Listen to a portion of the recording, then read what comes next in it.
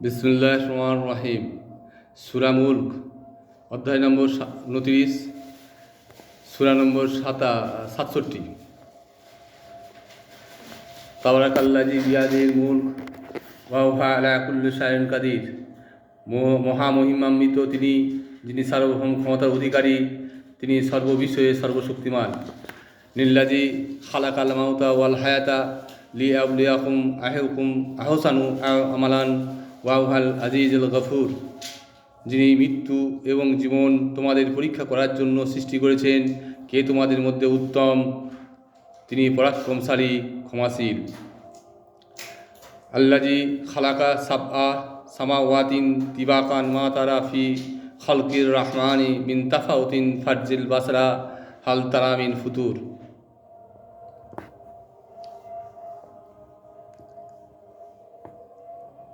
যিনি স্তরে স্তরে বিন্যস্ত করে সপ্ত আকাশ সৃষ্টি করেছেন, দয়াময় আল্লাহর সৃষ্টিতে তুমি কোনো খুঁত দেখতে পাও কিনা? আবার চোখ মিলিয়ে দেখো, কোনো সৃষ্টির ত্রুটি দেখতে পাও কিনা? সুম্মার জিল বাসারা কাররাইতানি ইয়ান কালিম ইলাইকাল বাসারু হাসিয়াও ওয়াওয়া হাসির।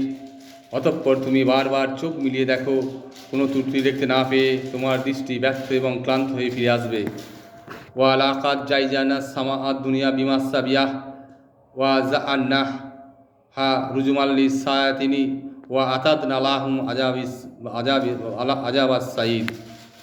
আমি নিকটবর্তী আকাশকে সুশোভিত করেছি প্রদীপমালা দ্বারা, এবং ওদের করেছি শয়তানের প্রতি নিক্ষেপের উপকরণ, এবং ওদের জন্য প্রস্তুত রেখেছি জ্বলন্ত অগ্নিপিণ্ড। ওয়া লিল্লাযিনা কাফারু বিরাব্বাহিম আযাবু জাহান্নামা ওয়া বিসাল মাসির। যারা তাদের রবকে অস্বীকার করে, তাদের জন্য রয়েছে জাহান্নামের শাস্তি, তা কতই না মন্দ স্থান।